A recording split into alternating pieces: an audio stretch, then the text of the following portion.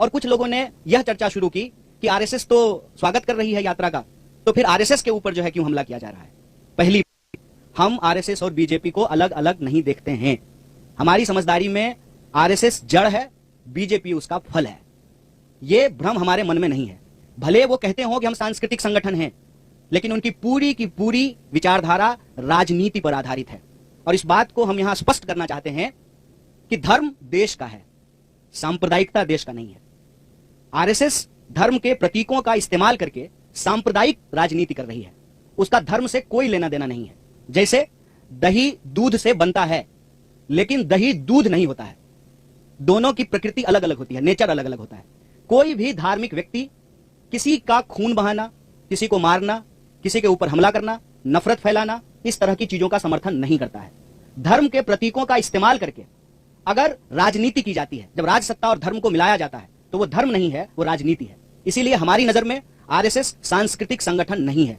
सांस्कृतिक प्रतीकों का इस्तेमाल करती है अपने राजनीतिक लाभ के लिए। जैसे स्वयं उन्होंने कहा कि सनातन धर्म सबसे प्राचीन है, तो सनातन धर्म का डेट जो है वो 1925 से तो नहीं शुरू होता है, वो तो हजारों साल पुराना है। मतलब आरएसएस के बनने से पहले भी धर्म था और आरएसएस के बाद भी धर्म रहेगा। इसका मतलब आरएसएस का धर्म से कोई लेना देना नहीं है। बस वो धर्म के प्रतीकों का इस्तेमाल करते हैं कि उस धर्म में आस्था रखने वाले लोगों का जो राजनीतिक विचार है उसको प्रभावित किया जा सके।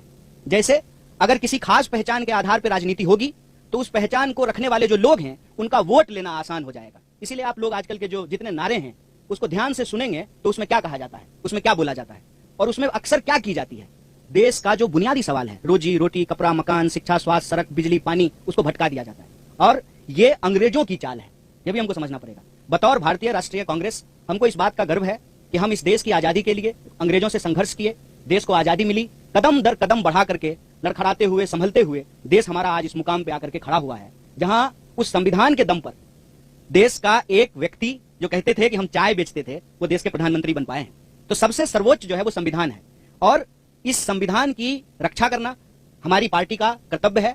और ये प्रश्न जो है हम पूछना चाहते हैं आरएसएस और बीजेपी से कि आप बताइए कि आप संविधान को मानते हैं कि नहीं मानते हैं है, और उनके अधिकारों की भी व्याख्या है। तो इस संविधान के अनुसार जो नागरिक अधिकार हैं उसको बचाना, संविधान को बचाना भारतीय राष्ट्रीय कांग्रेस की प्राथमिकता है। भारत जोड़ो यात्रा, जैसा कि बार बार जयराम जी भी बोलते हैं कि हर बिंदु को लेकर के, चाहे वो राजनीतिक हो, आर्थिक हो, सामाजिक हो, हर बिंदु को लेकर के चल रही है। इसके अंदर यह बात निहित है कि हम यह सारे जो काम कर रहे हैं वो संविधान के दायरे में कर रहे हैं, और हमारी विचारधारा इस देश का संविधान है। और इस देश की संविधान के प्रस्तावना में जो बात लिखी हुई है, हम भारत के लोग भारत को एक प्रभुत्व संपन्न, समाजवादी, धर्मनिरपेक्ष, लोकतांत्रिक गणराज्य, गणराज्य का मतलब होता है कि नागरिक सबसे प्रमुख होते हैं, और नागरिक अधिकारों को रक्षा करना हमारा सबसे प्रमुख जो है दायित्व है, जिम्मेवारी है। उस पर अगर कोई भी अटैक या हमला होता है तो हम इस बात को लेकर के कोई कंफ्यूजन में नहीं है कि बीजेपी अलग है, आरएसएस अलग है। अगर बीजेपी और आरएसएस अलग अलग है तो आप मुझे बताएं कि इस बात को प्रचारित क्यों किया जाता था जब प्रधानमंत्री शपथ ले रहे थे कि इन्होंने 42 साल आरएसएस की सेवा की है,